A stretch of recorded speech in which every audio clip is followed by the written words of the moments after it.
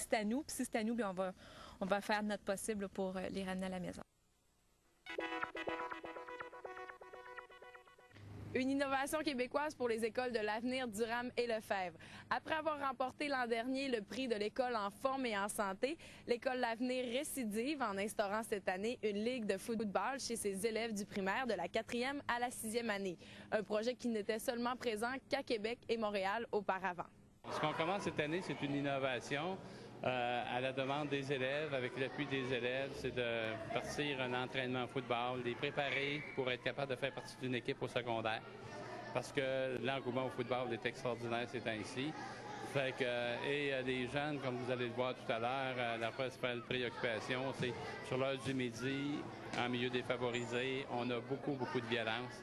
Là, ben, ils se sont dit, ben là, on va probablement canaliser ces énergies-là, l'énergie positive. On va apprendre des choses et on va arriver à l'avance, mieux préparé au secondaire. Ça fait 32 ans que je m'occupe du sport, OK, à tous les niveaux, au niveau du sport étudiant. Et on s'est rendu compte que nos bons délinquants en adaptation scolaire au secondaire, on a réussi à les faire intégrer avec les écoles du régulier. Il y en a qui se sont rendus au bol d'or. Depuis le début du projet en septembre, le directeur des écoles de l'Avenir, Lefebvre et Durham estime que le nombre de batailles est passé de 30 à 6 batailles par semaine sur l'heure du dîner. Toutes les énergies sont canalisées, puis ça permet aux jeunes d'être capables de dégager toutes ces frustrations-là, OK? Parce que chacun vit des choses chez eux. C'était un sport que je voulais apprendre à jouer parce que je ne connaissais pas beaucoup, parce que ça nous donnait de la stratégie. Et aussi parce que c'était un sport que tu es en contact avec les autres personnes. Est-ce que ça apporte une motivation à aller à l'école aussi à ces jeunes-là? Énormément, parce qu'au lieu de parler de bataille, de chicane, etc., là, depuis 2 semaines, on ne parle que de football. Puis comme les plus vieux de l'école ne se battent plus ou pratiquement plus, ben là, tu comprends que ça a un impact auprès des plus jeunes. Est-ce que tu as vu une différence à l'école dans l'ambiance depuis que vous jouez au football? Ben oui, je trouve qu'on se défoule plus au football puis on est plus calme en classe.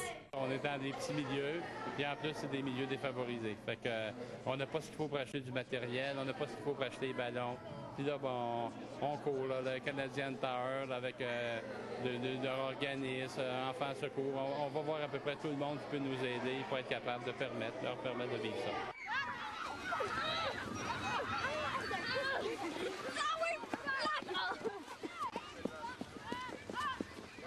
En fait, qu'est-ce qu'on va faire? C'est qu'on va apprendre surtout la base. Apprendre à attraper des passes, faire des tracés de passes, comprendre le jeu.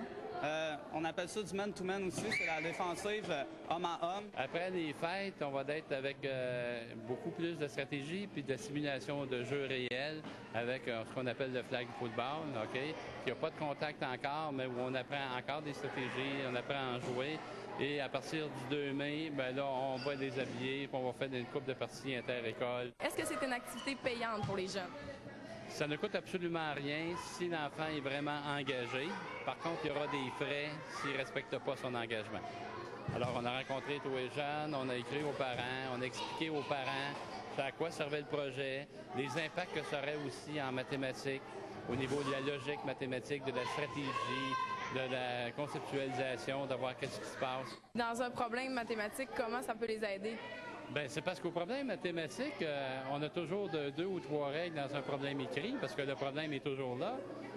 Ça oblige l'enfant à se faire une image de ce qui est en train de se passer, alors que généralement, si tu y vas encore aujourd'hui, ils vont dire, bien là, je comprends rien, je sais pas ce qui se passe. Là, tu es obligé d'amener l'enfant à sectionner, voir ce qui va se passer, c'est quoi la première notion. Puis après ça, bon, notre jeune homme a perdu 100$, il vient d'en trouver 10 à tel endroit, puis là, ben, bon, c'est de les amener à faire tout ça de façon séquentielle, comme ça se fait au football.